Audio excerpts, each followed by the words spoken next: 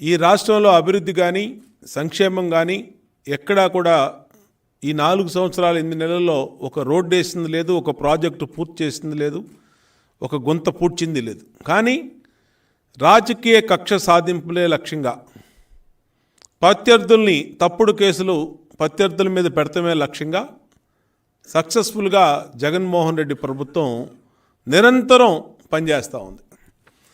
ఈరోజు తాడేపల్లి నుంచి విజయసాయిరెడ్డి వరకు 2015లో జరిగినటువంటి విధానపరమైనటువంటి క్యాబినెట్ నిర్ణయమైనటువంటి మద్యం పాలసీ మీద ఈరోజు అవాస్తవాలు చెప్తూ తప్పుడు కేసులు ఆనాటి ముఖ్యమంత్రి చంద్రబాబు నాయుడు గారి మీద, మంత్రి కొల్లు రవీంద్ర మీద ఇష్టారీతిన కేసులు బుక్ చేస్తున్నారు. అంటే ఒక తప్పుడు కేసులో వీళ్ళకి కోర్టు నుంచి చీవాట్లు పడినాయి, ఇప్పటికే అనేక సార్లు చీవాట్లు పడినాయి. కానీ ఇవాళ ఈ ప్రభుత్వం చేస్తున్నటువంటి తప్పుడు విధానాలని రేపు భవిష్యత్తులో వీళ్ళు చిక్కులు ఎదుర్కొంటారు, కేసులు ఎదుర్కొంటారు, అనేక రకాలుగా ఇబ్బందులు పడతారు.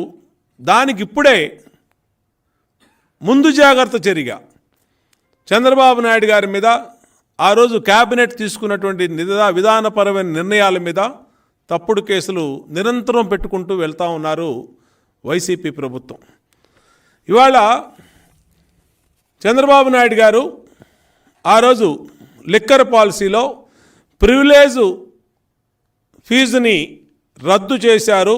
దానివల్ల 1299 కోట్లు ప్రభుత్వానికి నష్టం వచ్చింది, ఆ డబ్బులు కొట్టేశారని చెప్పి ఇవాళ విజయసాయిరెడ్డి, సజ్జల రామకృష్ణారెడ్డి, ఇంకా ఈ జే గ్యాంగ్ మొత్తం కూడా నోటుకొచ్చినట్టు మాట్లాడుతూ ఉన్నారు. మేము ఈరోజు 2015 ఆ రోజు జరిగిందేంటి, 2015-16 మధ్యలో ఆ రోజు 2015 5వ నెల 22వ తారీఖు నాడు, 1వ తారీఖు 6వ నెల 2015, 8వ తారీఖు 6వ నెల 2015 మరియు 17/6/2015 నాడు వరుస మీటింగులు జరిగినాయి.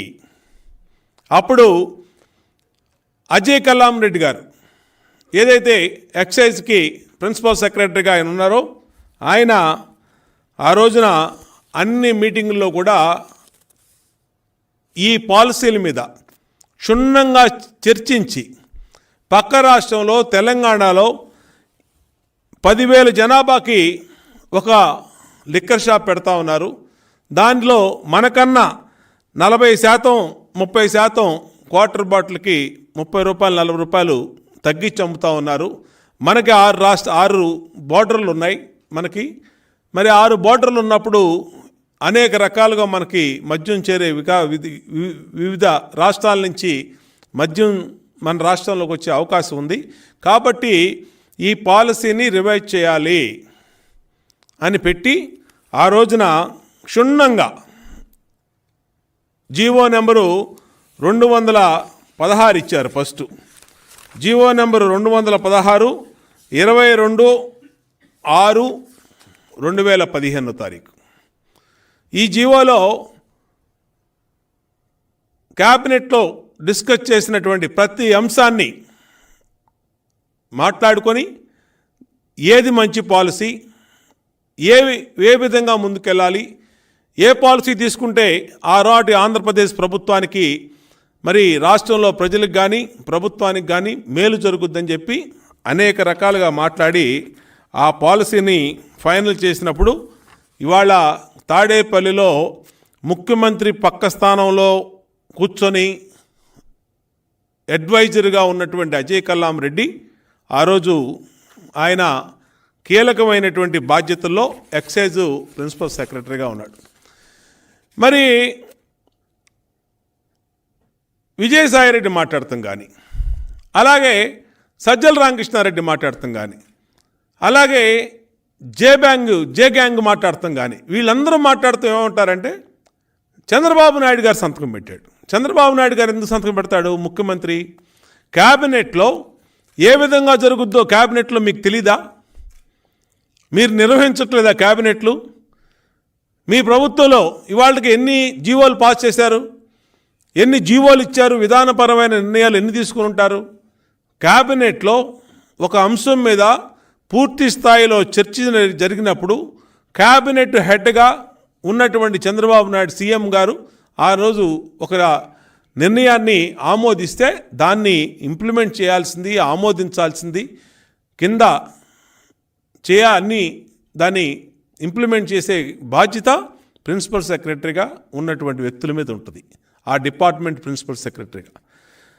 ఆ రోజు అజయ్ కల్లాం రెడ్డి గారు ప్రిన్సిపల్ సెక్రటరీగా ఎక్సైజ్ ఉండి బాధ్యతలు నిర్వహిస్తూ క్లియర్గా ఆయన మ్యాటర్ రాసి సంతకాలు పెట్టారు. ఇక్కడ it was discussed with honourable chief minister, the policy accordingly revised, circulated for formal approval. దీని మీద ఫస్ట్ సంతకం అజయ్ కల్లాం రెడ్డిది, సెకండ్ సంతకం ఆనాడు కొల్లు రవీంద్ర మినిస్టర్గా ఉన్నటువంటి మంత్రిది, మూడో సంతకం డిజిటల్ సిగ్నేచరు చంద్రబాబు నాయుడు గారు. ఈ సంతకాలు పెట్టి తప్పుడు వార్తలు, తప్పుడు మాటలు, తప్పుడు కేసులు పెట్టి కోర్టులో అబాస్ పాలవుతూ ఉంది ఈ జగన్మోహన్ రెడ్డి ప్రభుత్వం. ఎందుకు చెప్తున్నామంటే చాలా డీటెయిల్గా ఈ ప్రివిలేజ్ ఫీజు మద్యం కేసు మీద తెలుగుదేశం పార్టీ ఇవాళ మీడియాకు అన్ని ఆధారాలు ఇవ్వబోతూ ఉంది. అసలు ఎక్కడ స్టార్ట్ అయింది ఇది, ఏ విధంగా జరిగింది, దాంట్లో ఇవాళ 8 సంవత్సరాల తర్వాత 2015 ఆ రోజున 6వ నెలలో జరిగినటువంటి సంఘటనని 2023 చివరిలో 8 సంవత్సరాల తర్వాత తీసుకొచ్చి ఈ కేసుని ఫైల్ చేసి ఈ విధంగా తప్పుడు కేసు పెట్టారంటే దీని వెనకాల రాజకీయ కుట్ర ఏంటి, దీని వెనకాల రాజకీయ కక్ష సాధింపులు ఏంటో ప్రజలకు తెలియాలి, మీడియా ద్వారా తెలియాలి. కాబట్టే ఇవాళ స్పష్టంగా అన్ని విషయాలను కూడా మీడియా ద్వారా చెప్పదలుచుకున్నాం. 4 సమావేశాలు జరిగినాయి ఆ రోజు. 2015లో పక్క రాష్ట్రం మద్యం పాలసీ సవరించినాక ఆ మద్యం పాలసీ వల్ల మన రాష్ట్రంలో ఉన్నటువంటి మద్యం పాలసీకి అలాగే ఇక్కడ ఉన్నటువంటి బిజినెస్కి ఏ విధంగా ఎఫెక్ట్ అవుతూ ఉంది, దాన్ని ఏ విధంగా మళ్ళీ ప్రయత్నాలు రివైజ్ చేసుకోవాలి, ఏ విధంగా రూల్స్ని రివైజ్ చేసుకోవాలి. 4 క్యాబినెట్ల సమావేశాలు జరిగినాయి.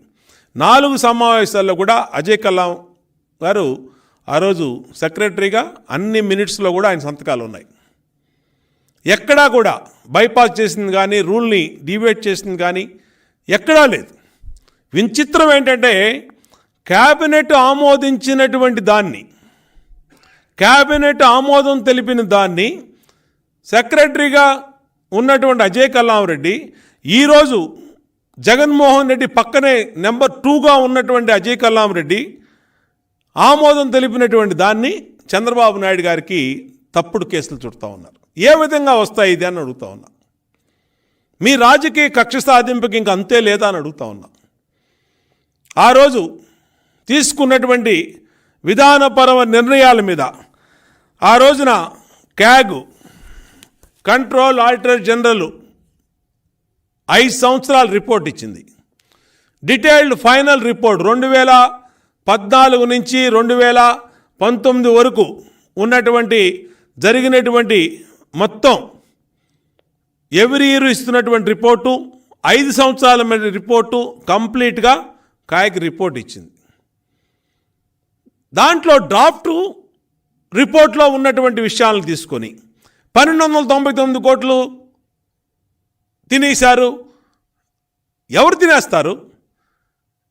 ఒక విధానపరమైన నిర్ణయాన్ని ఒక షాపుల మీద ఏ విధంగా పాలసీ తీసుకోవాలో ప్రభుత్వం ఆ రోజు డీటెయిల్డ్గా అధికారులతో చర్చించి డీటెయిల్గా నిర్ణయం తీసుకుంటే వీళ్ళు చంద్రబాబు నాయుడు గారికి చుట్టి, మంత్రి కొల్లు రవీంద్రకు చుట్టి, తెలుగుదేశం పార్టీకి చుట్టి ఈ విధంగా అసత్యాలు చెప్తా ఉన్నారు. ఆ రోజు కేబినెట్ తీర్మానం ప్రధాన కార్యదర్శి 22/6/2015 నాడు సంతకం చేయటం ఇప్పుడు నేను చూపించాను ఈ సంతకం ఏ విధంగా చేశారో ఆయన ఆ పేపర్స్ అన్నీ కూడా ఇవాళ మీడియాకి ఇవ్వటం జరుగుతూ ఉంది. దాంతో అజయ్ కల్లాం రెడ్డి గారే తానే సంతకం చేసి GO number 216, GO number 217, GO number 218 4 జీవోల్ని కూడా 22/6/2015 ఒకే రోజున 4 జీవోలు ఇవ్వటం జరిగింది. జీవోలు ఇచ్చినందుకు ముఖ్యమంత్రి గారికి ఏం సంబంధం, మంత్రికి ఏం సంబంధం? క్యాబినెట్లో చర్చించి ఒక విధానపరమైన నిర్ణయాన్ని తీసుకున్న తర్వాత దాన్ని ప్రిన్సిపల్ సెక్రటరీ ఎగ్జిక్యూట్ చేసిన తర్వాత దాంట్లో ఇంకా తప్పెక్కడ ఉంటుంది? కంట్రోల్ ఆడిటర్ కాకు రిపోర్ట్ కూడా 5 సంవత్సరాల పూర్తి ఫైనాన్షియల్ వ్యవహారాల మీద ఫైనల్ రిపోర్ట్ కూడా ఇచ్చిన తర్వాత ఏ విధంగా దీంట్లో అవకతవకలు ఉంటాయో జగన్మోహన్ రెడ్డికే తెలియాలి. అంటే కేవలం చంద్రబాబు నాయుడు గారి బురద జల్లటమే లక్ష్యంగా, చంద్రబాబు నాయుడు గారిని తప్పుడు కేసుల్లో ఇరికించడమే లక్ష్యంగా, చంద్రబాబు నాయుడు గారి మీద అక్రమ కేసులు పెడతమే లక్ష్యంగా ఈ తప్పుడు కేసులన్నీ పెట్టారు తప్పితే ఎక్కడా కూడా వాస్తవం లేదు. అసలు ప్రివిలేజ్ ఫీజు ఒక షాపుకి 10 లక్షల రూపాయలు ఆ షాపుకి లైసెన్స్ ఫీజు నిర్ణయిస్తే దాని మీద 6 టైమ్స్ మించి సేల్ చేస్తే అంటే 60 లక్షలు, 60 లక్షలు దాటి 70 లక్షలు కనుక సేల్ చేస్తే అప్పుడు ప్రివిలేజ్ ఫీజు అనేది ఎఫెక్ట్ అవుద్ది ఆ షాపుకి. ఇలాంటి ఎన్ని షాపులు ఉన్నాయి రాష్ట్రంలో? ఎన్ని షాపులు ఉన్నాయి? ఎన్ని షాపులు ఈ పర్సంటేజ్ దాటుతాయి? దాంట్లో కూడా సిఐడి వాళ్ళు కోర్టుకి, ఏసీబీ కోర్టుకి ఈ రిపోర్ట్ వేశారు. ఇది మేము వేసింది కాదు. ఆంధ్రప్రదేశ్ సిఐడి పోలీసు ఏసీబీ కోర్టుకి సమర్పించినటువంటి ఈ లెక్కల పత్రంలో ఆ రోజు 12 నెలలకు గాను 15 కోట్లు నష్టం వచ్చింది అని ఒక షాపు విషయంలో క్యాల్కులేషన్ చేసి ఆ క్యాల్కులేషన్స్ అన్నిటిని కూడా ఏసీబీ కోర్టుకి సమర్పించారు. మరి 1299 కోట్లు ఎక్కడి నుంచి వచ్చినాయి? ఏ విధంగా వస్తాయి 1299 కోట్లు? మీ సిఐడి డిపార్ట్మెంటే కోర్టుకి ఇచ్చినటువంటి ఈ స్టేట్మెంట్లో స్పష్టంగా ఇచ్చారు. 9 నెలలకి 11 కోట్లు ఇచ్చారు, 12 నెలలకి 15 కోట్లు క్యాల్కులేట్ చేశారు, 15 కోట్లు దాని మీద నష్టం వచ్చిందన్నారు.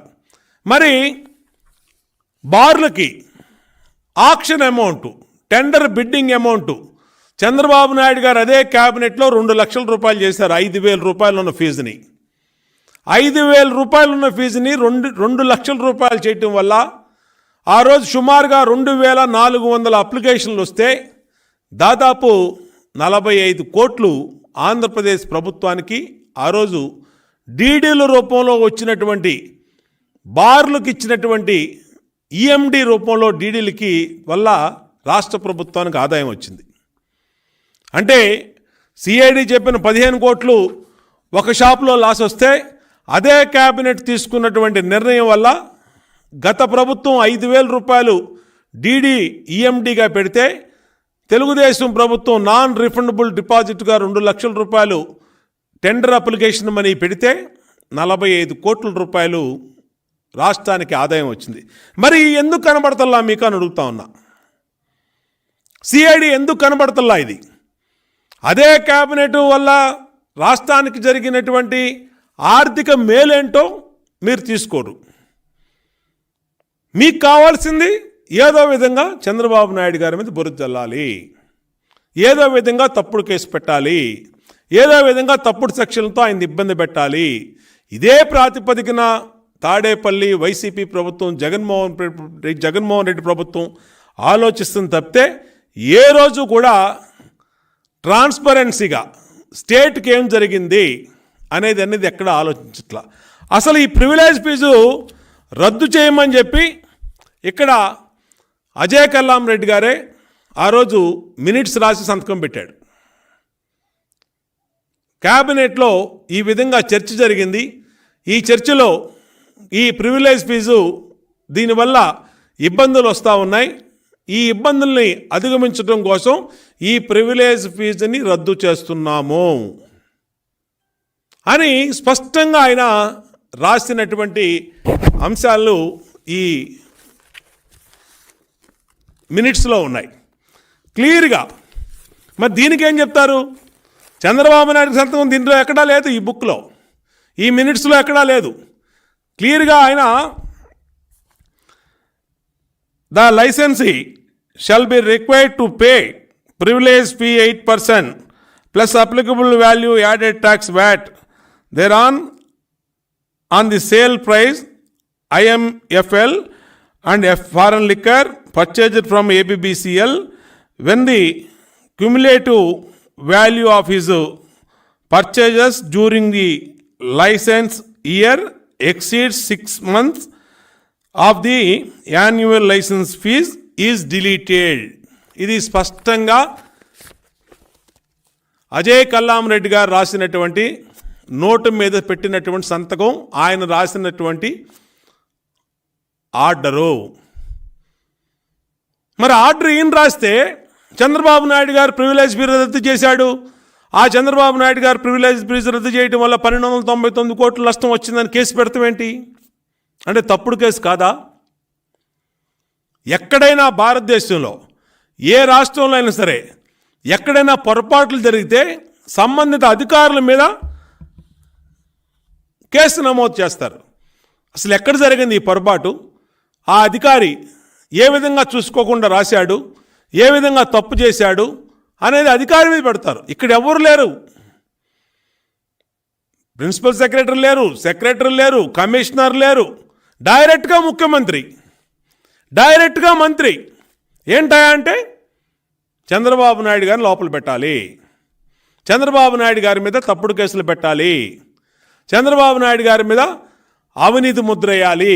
అదే లక్ష్యంతో జగన్మోహన్ రెడ్డి పనిచేస్తున్నాడు తప్పితే ఎక్కడా కూడా రూల్స్ని కానీ ప్రొసీజర్ని కానీ ఫాలో అవుతున్నటువంటి దాఖలాలు ఈ ప్రభుత్వంలో లేవు. స్కిల్ డెవలప్మెంట్లో లేవు, ఫైబర్ నెట్లో లేవు, లేని ఇన్నర్ రింగ్ రోడ్డు మీద కేసు పెట్టారు, దాంట్లో లేవు, ఉచితంగా ఇచ్చే ఇసుక మీద కేసు పెట్టారు, దాంట్లో కూడా ప్రొసీజర్స్ లేవు, అక్రమంగా మద్యం అన్నారు, దాంట్లో కూడా లేవు. ఎన్నిసార్లు చెప్తాం ఈ విషయాలన్నీ? పెట్టిన ప్రతి అక్రమ కేసుకి ఎవిడెన్స్లన్నీ చూపిస్తూ ఉన్నాం. ఈ విధంగా మా తప్పు ఎక్కడా లేదు, మా ప్రభుత్వ హయాంలో ఏ పొరపాటు ఏ తప్పు జరగలేదు, ఏ క్యాబినెట్ తప్పుడు నిర్ణయం తీసుకోలేదు, ఆంధ్రప్రదేశ్ రెవెన్యూని నష్టం కలిగించే విధంగా, ఆంధ్రప్రదేశ్ గవర్నమెంట్కి నష్టం కలిగించే విధంగా ఏ నిర్ణయం తీసుకోలేదని మేము ప్రతి కేసులో ఆధారాలు చూపిస్తూ ఉన్నాం. కానీ ఉపయోగం ఏదో దున్నపోతేనండి దూడను కట్టేయండి అన్నట్టుగా ఇక్కడ అక్రమం జరిగింది, ముందు అరెస్ట్ చేయండి, మంత్రులను అరెస్ట్ చేయండి, ముందు కేసులు పెట్టేయండి, ముందు ఎఫ్ఐఆర్లు రెడీ చేసేయండి. ఈ విధంగా జగన్మోహన్ రెడ్డి ప్రభుత్వం నిత్యం కూడా ప్రతిపక్షాలని, ప్రతిపక్ష నాయకుడిని ఏ విధంగా తప్పుడు కేసులు పెడతంలోనే ప్రాధాన్యత కల్పిస్తున్నారు తప్పితే ఏ రోజు కూడా లేదు, ఏ తప్పు జరగలేదు. దానికి నిదర్శనమే ఈ క్యాగ్ రిపోర్టు. క్యాగ్ రిపోర్ట్లో స్పష్టంగా 5 సంవత్సరాలకి ఫైనల్ రిపోర్ట్ ఇచ్చారు. ఆ ఫైనల్ రిపోర్ట్లో స్పష్టంగా చెప్పారు ఎక్కడా కూడా ఏ అక్రమం జరగలేదని చెప్పి. దాని మీద ఇవాళ మేము క్లియర్గా ఆయన సంతకాలు పెట్టినటువంటి కాగితాలని అన్నిటిని కూడా చూపిస్తూ ఉన్నాం. అన్ని పేపర్లు కూడా మీడియా ముందు పెడతా ఉన్నాం. కాబట్టి ఈ జీవో నెంబరు 216, 217, 218 ఈ జీవోలన్నింటిని చేసినటువంటి అజయ్ కల్లాం రెడ్డి మీ తాడేపల్లిలో ఉన్నాడు. తెలుగుదేశం ప్రభుత్వం క్యాబినెట్లో చర్చించి విధానపరమైన నిర్ణయాన్ని ఆ రోజు రాష్ట్రానికి ఏది మేలు చేస్తుందో ఆ నిర్ణయాన్ని తీసుకోవడం జరిగింది తప్పితే మీ వాసుదేవరెడ్డి ప్రస్తుతం డిప్యుటేషన్లో హోదాకు మించి పదవి అనుభవిస్తున్నటువంటి వాసుదేవరెడ్డి ఇచ్చినటువంటి ఫిర్యాదులో ఎటువంటి వాస్తవాలు లేవు. వాసుదేవరెడ్డి కంప్లీట్గా తాడేపల్లి చేతిలో బొమ్మలాగా మారిపోయాడు. ఇవాళ ఎక్సైజ్ పాలసీలో రాష్ట్రంలో అంతులేని అవినీతి జరుగుతూ ఉంది. మొత్తం భారతదేశంలో ఏ రాష్ట్రంలో జరిగినటువంటి విధంగా మద్యం పాలసీని వీళ్ళు నిర్వీర్యం చేసి కంప్లీట్గా జే బ్రాండ్స్ని పెట్టుకొని ఇష్టారీతిని అమ్ముకుంటా ఉన్నారు. మొత్తం 120 డిస్టిలరీస్కి అప్రూవల్ ఉంటే ఇవాళ ఒక 16 డిస్టిలరీస్ మాత్రమే, అది కూడా జగన్మోహన్ రెడ్డికి చెందిన బినామీలు మిథున్ రెడ్డో, పెద్దిరెడ్డో, లేదంటే సజ్జల రామకృష్ణారెడ్డో, వీళ్ళ కొడుకు వీళ్ళు సప్లై చేసే మద్యం మాత్రమే, విజయసాయి రెడ్డో వీళ్ళు సప్లై చేసే మద్యం మాత్రమే ఏపీబీసీఎల్ వాళ్ళు కొంటున్నారు. కంప్లీట్గా కూడా ఇది నాసి రకం మద్యం. ఈ నాసి రకం మద్యాన్ని తెలుగుదేశం హయాంలో చాలా తక్కువ రేటు ఉండేదాన్ని ఇవాళ 400%, అంటే ఆ రోజు 40-50 రూపాయలు ఉన్నటువంటి ఒక క్వార్టర్ బాటిల్ని ఈరోజు 220-230 రూపాయలకి జగన్మోహన్ రెడ్డి అమ్ముతూ, ఈ రోజున దాంట్లో పూర్తిగా నగదు ట్రాన్సాక్షన్స్ మాత్రమే. ఒక కూరగాయల కొట్టుకెళ్ళినా పేటీఎం తీసుకుంటారు, గూగుల్ పే తీసుకుంటారు, ఫోన్పే తీసుకుంటారు. 10 రూపాయలకి 50 రూపాయలు కూడా ఫోన్పే ఉంది. కానీ ఆంధ్రప్రదేశ్లో లిక్కర్ షాపుల్లో కోట్ల రూపాయల మద్యాన్ని కేవలం నగదు మాత్రమే ఎందుకు అమ్ముతూ ఉన్నారు? ఈ నగదు ఎందుకు అమ్ముతున్నారంటే ఈ నగదంతా కూడా బ్లాక్ మనీగా సాయంత్రానికి తాడేపల్లికి వెళ్ళిపోతుంది, వైసీపీ ఖాతాల్లోకి వెళ్ళిపోతుంది. దానికోసమే ఈరోజు ఈ నగదు ట్రాన్సాక్షన్స్ జరుగుతూ ఉన్నాయి. ఇవాళ ఈ రాష్ట్రంలో జరుగుతున్నటువంటి జగన్మోహన్ రెడ్డి ఇంప్లిమెంట్ చేస్తున్న మద్యం పాలసీలో పూర్తిగా 90% అవినీతితో నిండిపోయి ఉంది. మేము మొన్నే చెప్తా ఉన్నారు బుగ్గన రాజేంద్రనాథ్ రెడ్డి 1,00,000 కోట్ల మద్యం అమ్మామని చెప్పి, దాదాపుగా 1,00,000 కోట్లు దోచేసినటువంటి ప్రభుత్వం జగన్మోహన్ రెడ్డి ప్రభుత్వం. గత ప్రభుత్వంలో ఏ తప్పు జరగలేదు. మేము కూడా కోర్టుకి ఈ అన్ని పేపర్లు సబ్మిట్ చేశాము. అన్ని పేపర్లని కూడా తెలుగుదేశం హయాంలో ఎంత ట్రాన్స్పరెన్సీగా పాలసీ మేకింగ్స్ జరిగినాయి, ఆ పాలసీలు జరిగినాయి, విధానపరమైన నిర్ణయాలు ఏ విధంగా జరిగినాయి అన్నిటిని కూడా స్పష్టంగా చెప్పాము. ఎక్కడా తెలుగుదేశం హయాంలో ఏ తప్పు జరగలేదు. ఇవాళ అవినీతిలో మునిగిపోయి లిక్కర్ పాలసీలో, మద్యం పాలసీలో ఉంది జగన్మోహన్ రెడ్డి ప్రభుత్వం. దీని మూడు కూడా రేపు రాబోయే 3 నెలల్లో ప్రభుత్వం మారంగానే ఖచ్చితంగా ఈ వాస్తవాలన్నీ వెలుగులోకి వస్తాయి, న్యాయ పరిశీలనకి వెళ్తాయి. న్యాయస్థానాల్లో వీళ్ళకి తప్పు చేసిన వాళ్ళకి